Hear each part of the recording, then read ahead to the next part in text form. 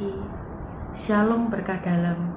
Terima kasih untuk rekan-rekan PTPN yang sudah bergabung dalam persekutuan doa Batu Penjuru siang hari ini. Memasuki bulan Juli, kita dihadapkan kembali pada angka kasus COVID yang terus-menerus meningkat hingga pemerintah harus memperlakukan PPKM darurat.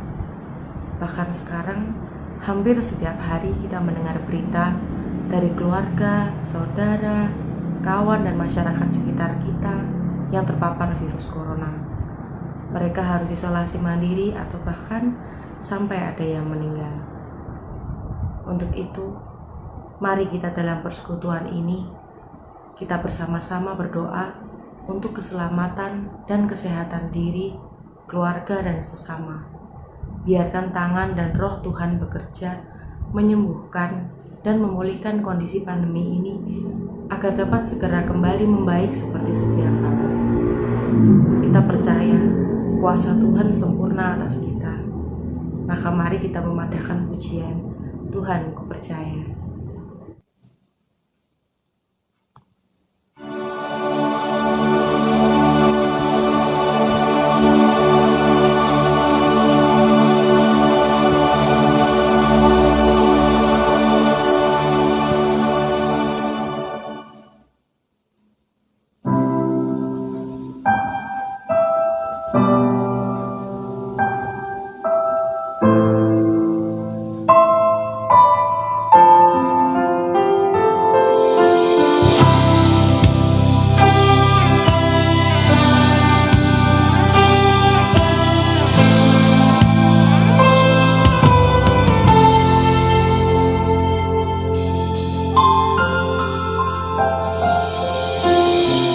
Engkaulah jawaban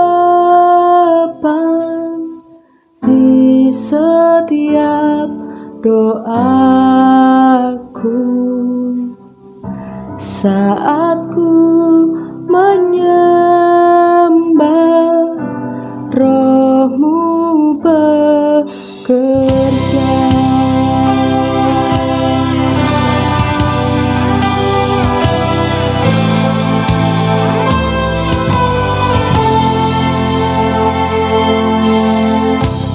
Engkaulah jawaban di setiap doaku saat ku menyembah, Roh-Mu bekerja. Tuhan, ku percaya kuasa-Mu sempurna saat ku berdoa, kuasa-Mu bekerja. Tuhan, ku percaya kuasa-Mu sempurna saat ku berdoa, kuasa-Mu bekerja.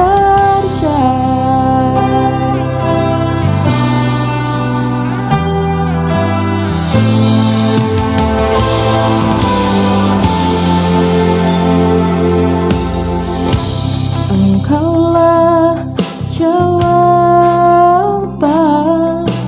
di setiap doaku saat ku menyembah, Roh-Mu bekerja. Tuhan, ku percaya kuasa-Mu sempurna saat ku berdoa,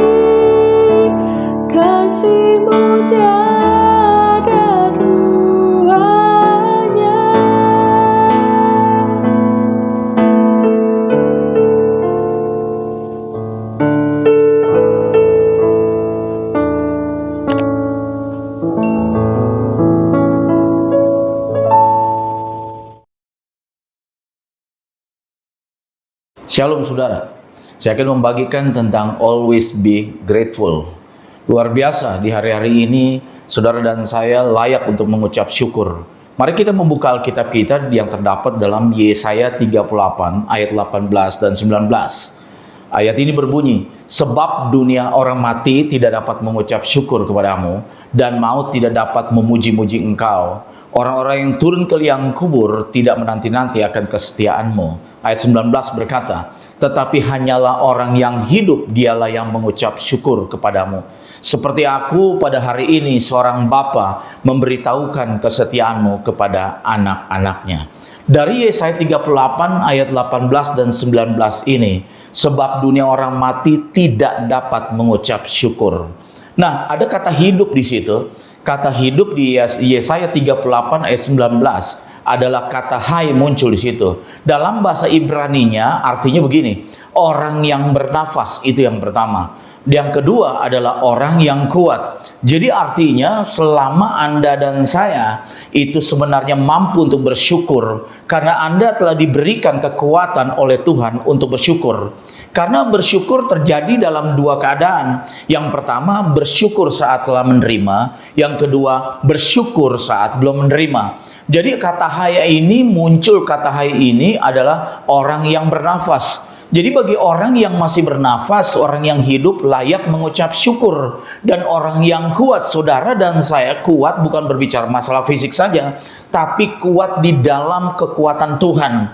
Jadi saudara mudah mengucap syukur.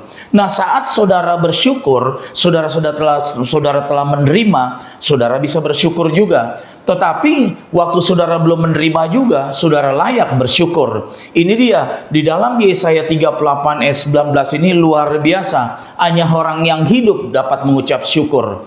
Nah, mengucap syukur tidak terpisah dari kesetiaan Tuhan. Itu dia yang dikatakan Yesaya 38 ayat 19b.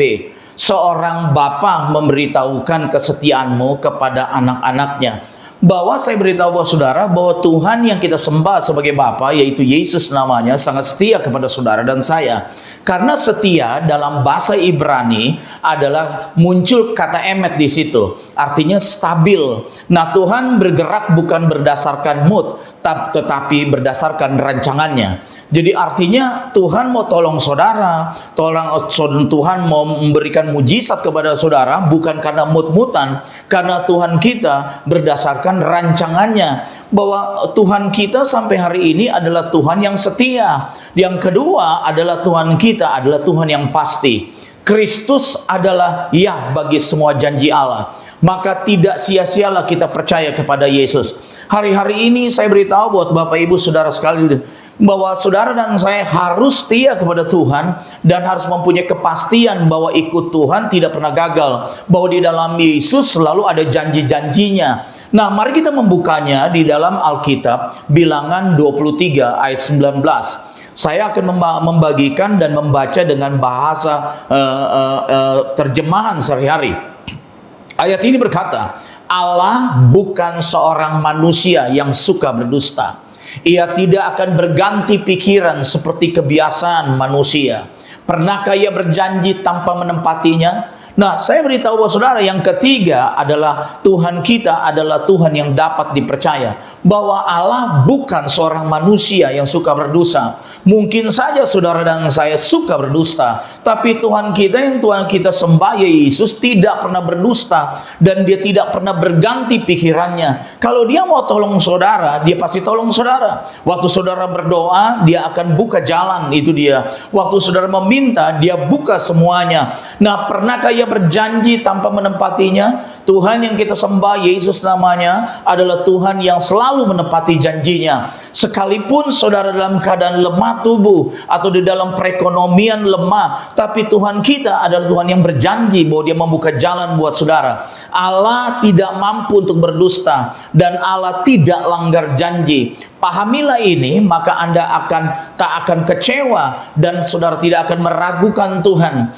Lihatlah, saya beritahu bahwa saudara bahwa Tuhan kita adalah Tuhan yang meyakini kesetiaan kita. Nah, saya beritahu bahwa saudara, mari kita membuka kembali firman Tuhan yang berada di Yesaya 25 ayat 1. Nah, ayat ini berbicara begini, ya Tuhan, Engkaulah Allahku, aku mau meninggikan Engkau, mau menyanyikan syukur bagi nama-Mu, sebab dengan kesetiaan yang teguh, Engkau telah melaksanakan rancangan-Mu yang ajaib, yang telah ada sejak dahulu. Kalau kita membaca Yesaya 25 ayat 1, dia katakan sekali lagi, ya Tuhan, Engkaulah Allahku, aku akan meninggikan Engkau, aku mau menyanyikan syukur bagi nama-Mu. Artinya saudara dan saya layak mengucap syukur di dalam keadaan tertekan, di dalam keadaan susah, saudara tetap bisa menyanyi, aku hendak bersyukur kepadamu, karena Tuhan kita adalah melaksanakan rancangannya yang ajaib,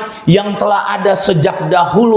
Tuhan kita, Yesus namanya, dari dulu sampai sekarang tidak berganti pikirannya dan tidak pernah berubah. Walaupun hari-hari ini saudara mengalami tekanan yang berat, tapi saudara dan saya layak mengucap syukur. Satu basic di dalam kekristenan yang harus dibangun adalah bersyukur. Saya ulang kembali, satu basic dalam kekristenan yang harus dibangun adalah bersyukur. Bersyukur di sini adalah sebuah sikap hati setuju dengan Tuhan. Lawan bersyukur adalah bersungut-sungut, memaki dan melawan Tuhan. Artinya saya beritahu bahwa saudara nggak layak bersungut, karena Tuhan kita katakan, saya Tuhan yang menolong pada engkau. Nah, orang yang suka bersyukur akan dibawa ke dalam zona keajaiban, di mana mujizat sudah dekat dengan kita dan pasti terjadi. Bersyukur bukan hanya terjadi masa lalu, namun bersyukur untuk masa depan kita. Jadi sekali lagi saya ulang, orang yang suka bersyukur akan dibawa ke dalam zona keajaiban, di mana mujizat sudah dekat dengan kita dan pasti terjadi. Waktu saudara bekerja, saya beritahu bahwa saudara, sekali lagi Tuhan Yesus hadir di dalam pekerjaan saudara. Saudara bekerja dalam marketplace, Tuhan hadir di marketplace. Karena bersyukur untuk masa depan, bukannya bersyukur untuk masa lalu. Sekali lagi saya beritahu bahwa saudara, mari kita membuka kembali di dalam Alkitab, Mazmur 100 ayat 4. Mazmur 100 ayat 4 berkata, masuklah melalui pintu gerbangnya dengan nyanyian syukur, ke dalam pelatarannya dengan puji-pujian, bersyukurlah kepadanya dan pujilah namanya. Luar biasa ayat ini, masuklah ke dalam pintu gerbangnya dengan nyanyian syukur. Artinya saudara menyanyi waktu saudara menyembah di dalam keadaan tertekan, mungkin saudara sakit dan ada sakit dalam penyakit saudara, Tuhan sembuhkan. Nah, dari nyanyian ini, dalam saudara menyembah Tuhan, kita harus mengubah atmosfer kehidupan kita dengan hal-hal yang positif. Salah satunya bersyukur. Tidak ada jalan yang lain.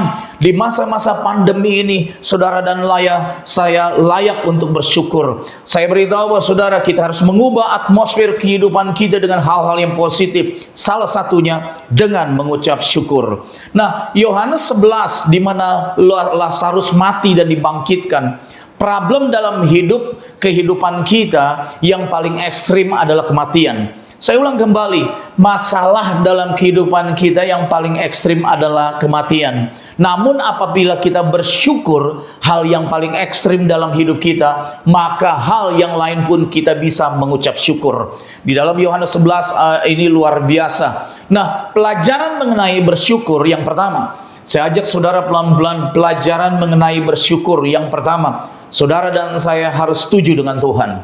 Yohanes 11 ayat 15, firman Tuhan katakan, tetapi syukurlah, aku tidak hadir pada waktu itu, sebab demikian lebih baik bagimu, supaya kamu dapat belajar percaya.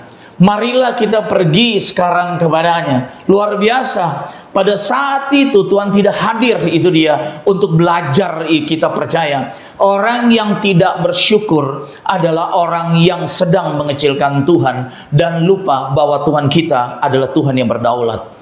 Orang yang khawatir adalah orang yang sombong, di mana orang tersebut mengandalkan kekuatannya sendiri. Padahal Alkitab katakan di Yeremia 17 ayat 5 dan 7, terkutuklah orang yang mengandalkan kekuatan manusia, tetapi di ayat 7-nya berkata bilang begini, bahwa diberkatilah orang yang mengandalkan kekuatan Tuhan.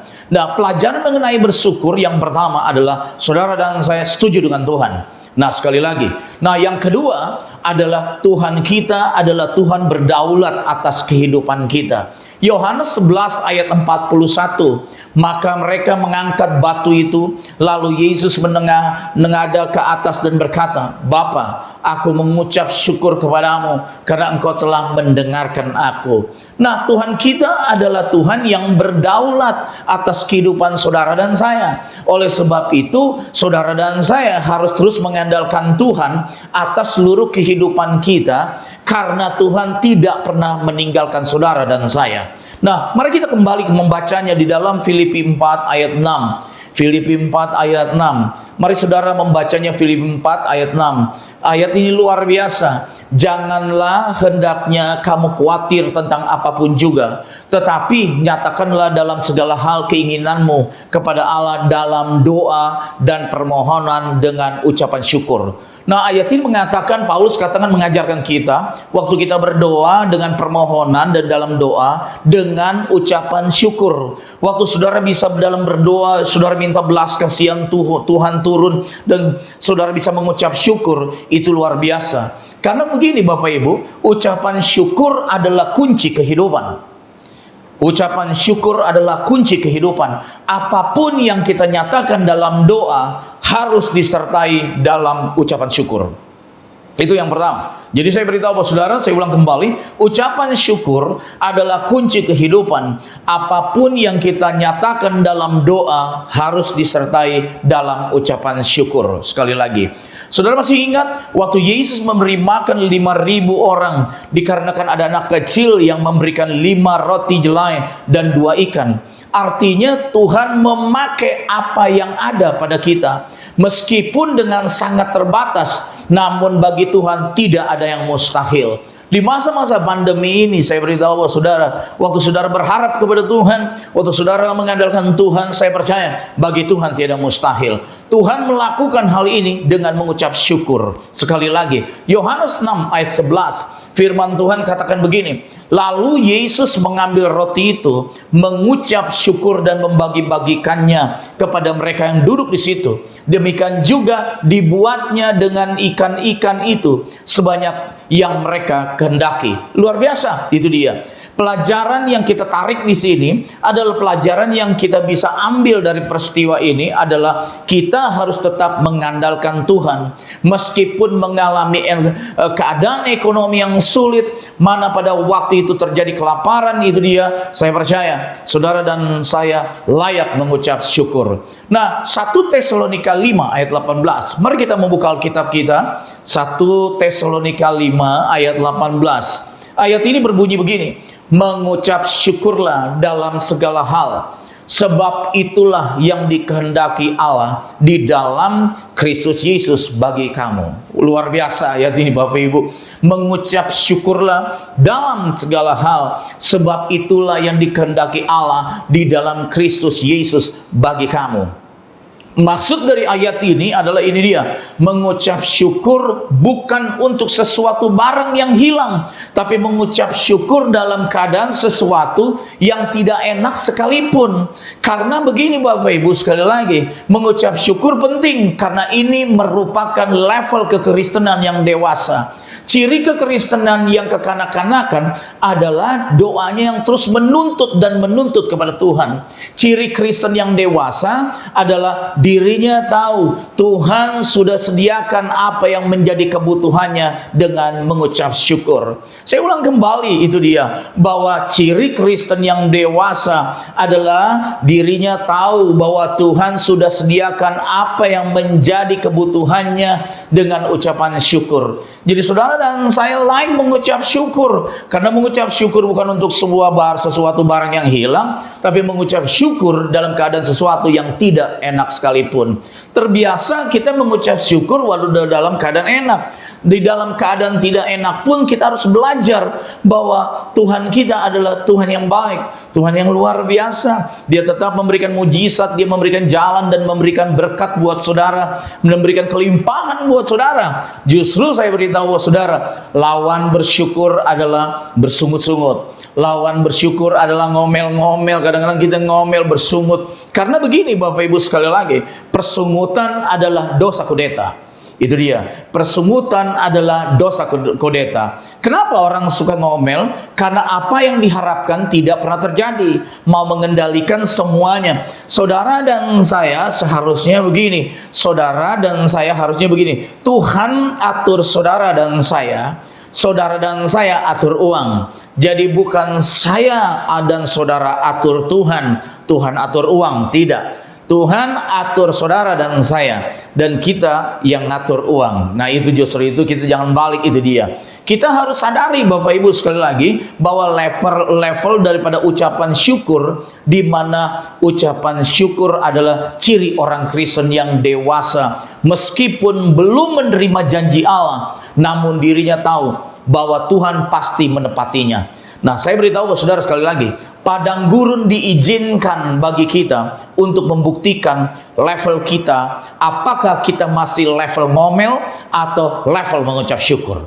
Padang gurun diizinkan sekali lagi bagi kita untuk membuktikan level kita, apakah kita masih level ngomel atau level mengucap syukur. Nah, sekali lagi saya beritahu saudara, kita membaca Alkitab Mazmur 37 ayat 4.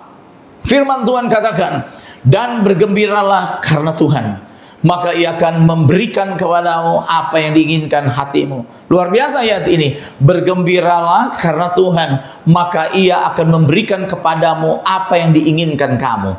Jangan bergembira karena uang, tapi bergembiralah karena Tuhan. Saya ulang kembali Bapak Ibu, jangan bergembira karena uang, tapi bergembiralah karena Tuhan. Nah, dan bergembiralah, ada kata lah di situ. Ini adalah kata perintah yang harus dilakukan. Dan bergembiralah. Nah, artinya jangan bergembira karena uang, tapi bergembiralah karena Tuhan. Ada muncul kata lah di situ. Ini adalah kata perintah yang harus dilakukan. Bergembiralah karena Tuhan. Ini adalah sebabnya, maka Ia akan memberikan kepadamu yang diinginkan hatimu. Ini adalah akibatnya. Nah, luar biasa ya Bapak Ibu, sekali lagi, bergembira karena Tuhan, ini adalah sebabnya. Maka Ia akan memberikan kepada saudara yang diinginkan hati saudara. Ini adalah akibatnya. Nah, saya beritahu kepada saudara, jangan mengejar akibat, tapi sebabnya. Orang yang mengejar akibat adalah orang yang oportunis, di mana mau hasil enaknya saja, tapi tidak mau prosesnya. Sekali lagi, saya ulang kembali, jangan mengejar akibat, tapi sebabnya. Orang yang mengejar akibat adalah orang yang oportunis, di mana hasil enaknya saja yang dia mau. Nah, sekali lagi, dia tidak mau prosesnya. Mengucap syukur itu tidak dapat secara otomatis, namun butuh tekad yang kuat untuk mengucap syukur. Meskipun keadaan sulit sekalipun, kita harus sadar bahwa ada pribadi yang luar biasa, namanya Tuhan Yesus yang luar biasa. Nah, untuk bisa mengucap syukur, sekali lagi, berkat Tuhan itu tidak terbatas. Apabila sesuatu masih bisa diukur dengan uang, adalah masih murah, sekali lagi. Namun apabila sesuatu yang tidak bisa dibeli dengan uang, itu baru mahal. Contohnya, nafas dan kesehatan sangat mahal. Saya beritahu sekali lagi, sangat mahal. Banyak beberapa teman-teman, rekan itu dia yang banyak uangnya, tapi mereka merasa waktu kena corona mereka mulai ketakutan. Saya beritahu bahwa saudara, itu dia yang saya beritahu, bernafas dan kesehatan itu mahal. Saya ulang kembali, untuk kita mengucap syukur, berkat Tuhan tidak terbatas. Apabila sesuatu masih diukur dengan uang, adalah masih murah.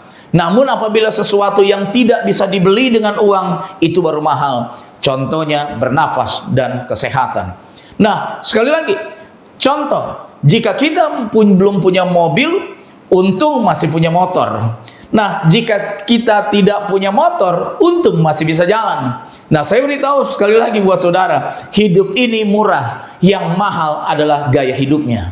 Hidup ini murah, yang mahal adalah gaya hidupnya. Jangan pernah berhenti, sekali lagi, untuk terus mengucap syukur. Sekali lagi, jika masih belum punya mobil, untung masih punya motor. Jika tidak punya motor, untung masih bisa jalan. Jadi saya beritahu bahwa saudara, hari-hari ini kesehatan dan bernafas itu paling penting. Bekerjalah terus, karena Tuhan tetap bekerja di setiap perusahaan-perusahaan saudara. Hidup ini murah, yang mahal adalah gaya hidupnya. Jangan pernah berhenti untuk terus mengucap syukur. Saya percaya bahwa saudara, waktu saudara bekerja, Tuhan hadir selalu di marketplace. Tuhan selalu hadir di pekerjaan saudara. Tuhan hadir di keluarga saudara. Dan saya percaya bahwa company-company yang ada di mana anak Tuhan pasti diberkati Tuhan. Sekali lagi saudara, Tuhan memberkati saudara. Mari kita berdoa. Tuhan, kami bersyukur Tuhan atas kebaikan-Mu. Kami yakin dan percaya, kami belajar untuk mengucap syukur.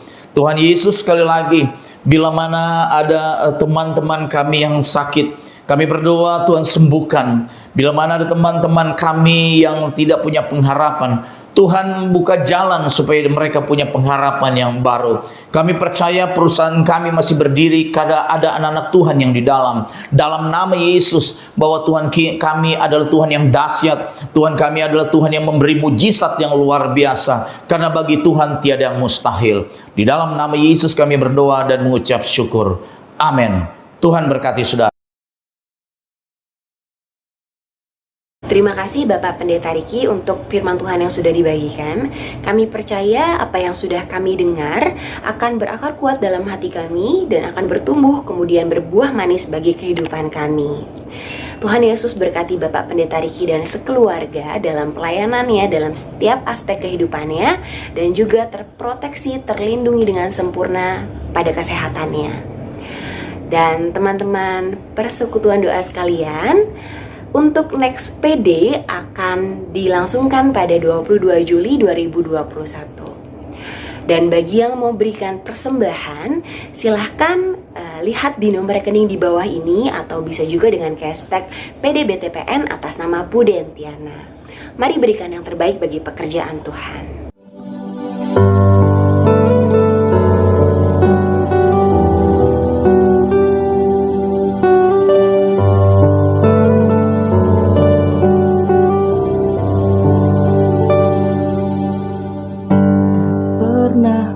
Tahu hari esokku, karena surya kan lenyap, kadang langit tampak suram, tapi terang Tuhan ada bagiku. Terpimpinnya hidupku sampai di akhir langkahku.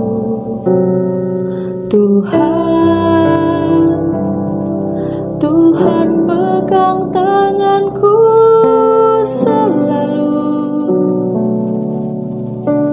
Ku mau berjalan sertamu, meski banyak yang tak ku mengerti.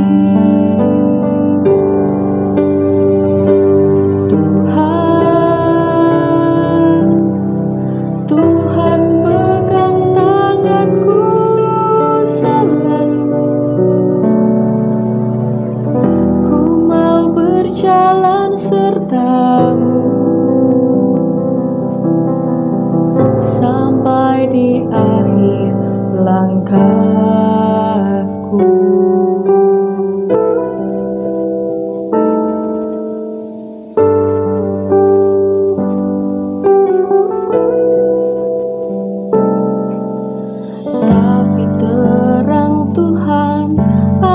Bagiku, dipimpinnya hidupku sampai di akhir langkahku.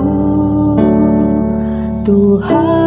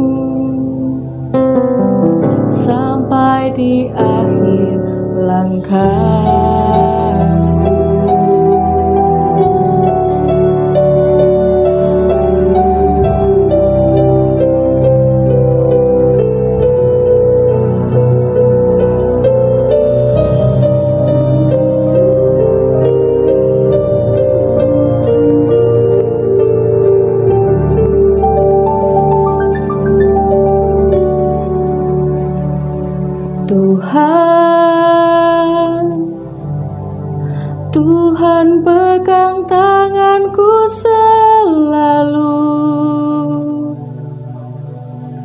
Ku mau berjalan sertamu, meski banyak yang tak ku